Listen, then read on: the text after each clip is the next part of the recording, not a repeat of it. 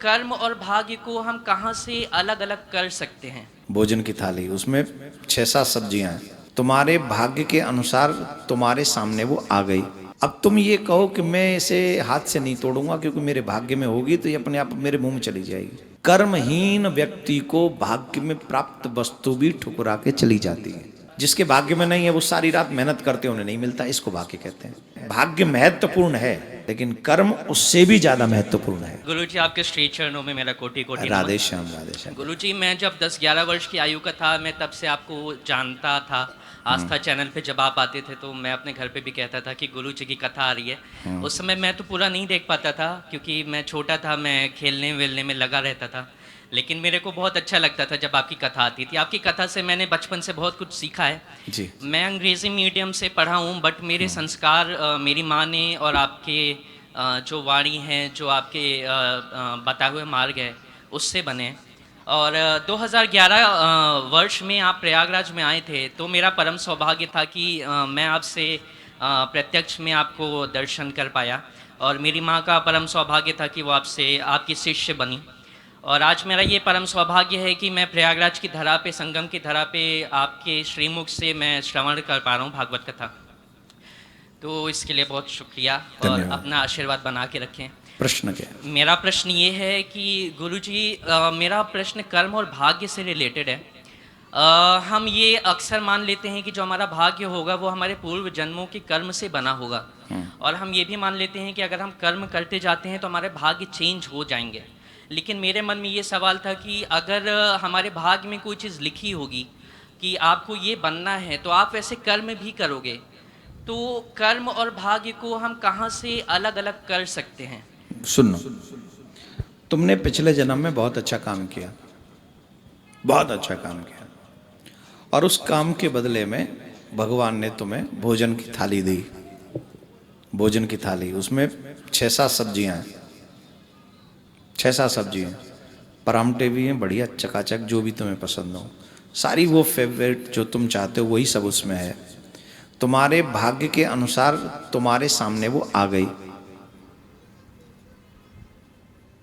अब तुम ये कहो कि मैं इसे हाथ से नहीं तोड़ूंगा क्योंकि मेरे भाग्य में होगी तो ये अपने आप मेरे मुंह में चली जाएगी। Is it possible? नहीं। Is it possible? Is not possible, right?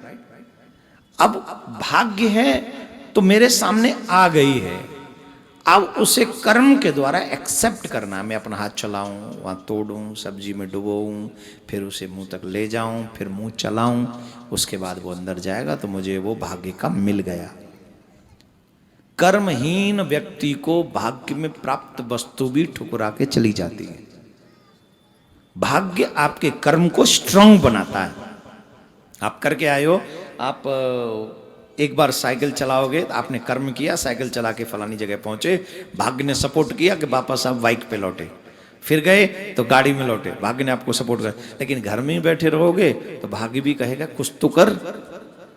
भाग्य आपको थोड़े से ज्यादा सपोर्ट कर सकता है, आपको प्राप्त होगा ही, लेकिन उसके लिए आपको चलना पड़ेगा, आपको उसको देखना पड़ेगा।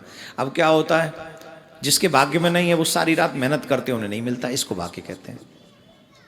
अब जैसे मकान बनाने वाले हमारे बंधु जो हैं, मेहनत मकान बनाने वाला ज्यादा करता है कि मेहनत मकान बनाने वाला ज्यादा करवाता है?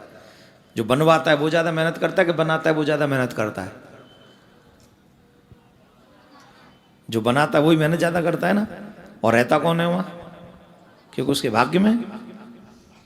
बनाने वाला तो वो झोंपड़ियों में ही, वो बेचारे पास पास में झोंपड़ी डाल देते हैं, न जाने कितनों के मकान बना दिए, पर वो खुद गए नहीं क्योंकि उनका भाग्य उतना स्ट्रांग नहीं है। लेकिन जो बनवा रहा है, जा तो वो भी रहा है, पैसे वो दे रहा है, बनवा रहा है, लेकिन उस मकान बन रहा है।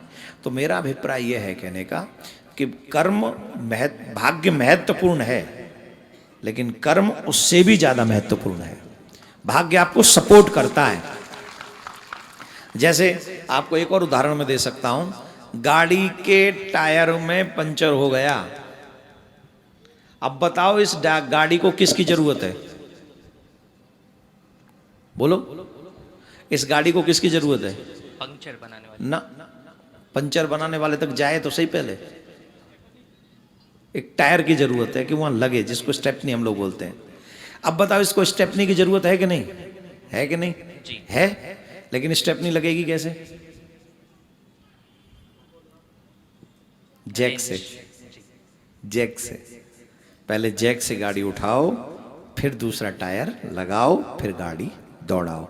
भाग्य जैक का काम करता है, कर्म टायर का काम करता है, तब जाके तुम बनते हो। दोनों भाग्य और डेस्टिनी, दोनों हमारी डेस्टिनी और कर्म दोनों एक साथ जुड़ के इंसान का डेवलपमेंट करते हैं।